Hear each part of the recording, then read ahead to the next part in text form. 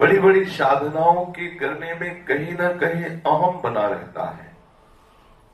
ये इतना तप किया, इतना व्रत किया, ऐसा साधन, ऐसा ऐसा, बहुत काल साधना करने पर भी एक सूक्ष्म अहम की धारा बनी रहती है। अहम जनित एक आनंद की अनुभूति होती रहती है। लेकिन जो भगवदानंद है भक्ति मार्ग में, वो दैन्यता से अनुभव में आता है।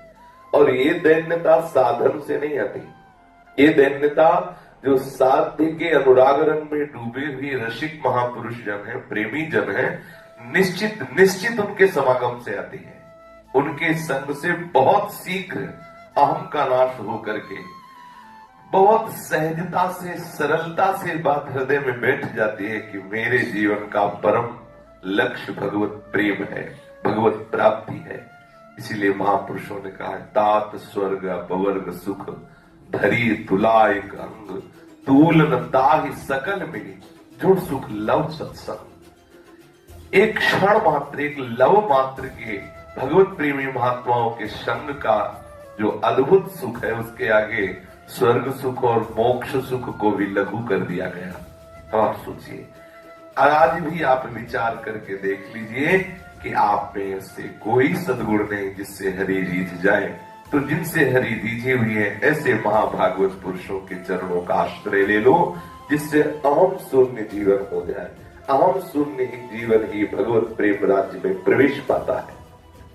आप कहेंगे कि और भी भगवान ने शास्त्रों में आज्ञा दिया है, ऐसे धर्म करो, ऐसे आप इस धर्म का, इस कर्तव्य का पालन करो, तो वो भी तो भगवान की ही आज्ञा है। हम ऐसे साधु महात्माओं से नहीं मिलते, हम हरि की भक्ति नहीं करते, पर जो भी कर रहे हैं उन्हीं के द्वारा बताए हुए वेद शास्त्र जो है, उन्हीं के अनुसार तो धर्म कर्म कर रहे हैं।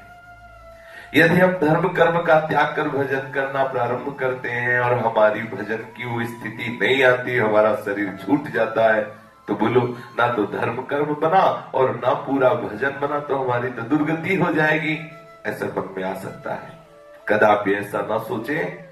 हमारे भगवत प्राप्त महापुरुषों ने ये अपने हृदय से अनुभव की हुई भागवतिक बातें जो उन्होंने अनुभव की है, जिसने अपने समस्त स्वधर्म का त्याग करके, श्रीमद् भागवत महापुराण में भगवान व्यासदेव जी साक्षात भगवान के अवतार हैं। त्यक्त्वा स्वधर्मम चरणाम्बुजम हरेर भजन पक्कोध पदे ततो यदि, जिसने संत महापुरुषों के समागम से ये बात समझ ली कि हमारे जीवन का उद्देश्य है भगवत प्राप्ति, भगवत प्रेम में डूबना, और उसने श्री भगवान के इस वचन को प्रमाण मानकर सर्वधर्मान परित्यज्य मामेकम शरणम व्रज, उसने सब धर्मों को छोड़ दिया। त्यक्त्वा स्वधर्मम चरणाम्बुजम हरे, हरि के चरणों का भजन करने के उद्देश्य से उसने सब धर्म कर्म छोड़ दिया, जो उसके कुल धर्म है, शास्त्र मर्यादा से धर्म है। अब वो अभी भजन परिपक्व हुआ नहीं, न पक्वा, परिपक्व भजन नहीं हुआ, अभी उसकी वृत्ति भगवदाकार नहीं हुई। तथा पतेत, वो भक्ति से च्युत हो गया, भक्ति से भ्रष्ट हो गया। दो बातें हो सकती है, या किसी विषय ने उसे परास्त कर दिया, या उसका शरीर छूट गया। दो बातों से भ्रष्ट माना जाता है। या तो जैसे श्री भरत जी महाराज, अगर हम उनसे कहते हैं कि वो योग भ्रष्ट हो गए, तो एक हिरण की आसक्ति उन्होंने योग भ्रष्ट कर दिया। अंतिम समय प्रभु का चिंतन होना चाहिए, तो हिरण का चिंतन हुआ, इसी कारण उनको अगला जन्म मिला।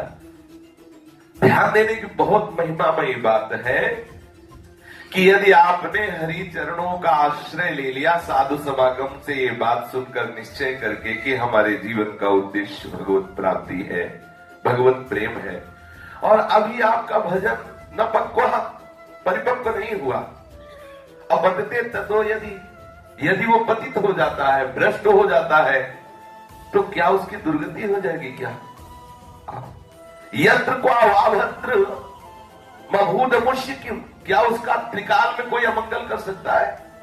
अभी भजन परिपक्व नहीं हुआ, अभी वो कृत्य नहीं हुआ, अभी उसकी भगवदाकार वृत्ति नहीं हुई और उसका शरीर छूट गया, या वो भक्ति मार्ग से भ्रष्ट हो गया, क्या उसका मंगल हो सकता है? क्या उसका अभद्र हो सकता है? बोले त्रिकाल में नहीं हो सकता, क्योंकि उसने आश्रय किसका लिया है? श्री भगवान के चरणों का आश्रय लिया है। और जो भगवान के चरणों का आश्रय नहीं लिए, भजन नहीं करते और खूब स्वधर्म का पालन करते हैं, तो उन्हें कौन सा लाभ मिल जाएगा?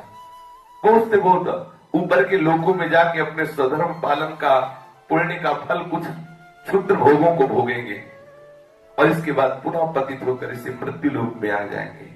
पुण्य क्षीणे मृत्यु लोक की विशक्ति। यदि हम साधु समागम करते हैं और उससे हमें ये बात समझ में आ जाती है कि हमारे जीवन का परम लाभ है श्री हरि के चरणों का आश्रय लेकर निरंतर भजन करना।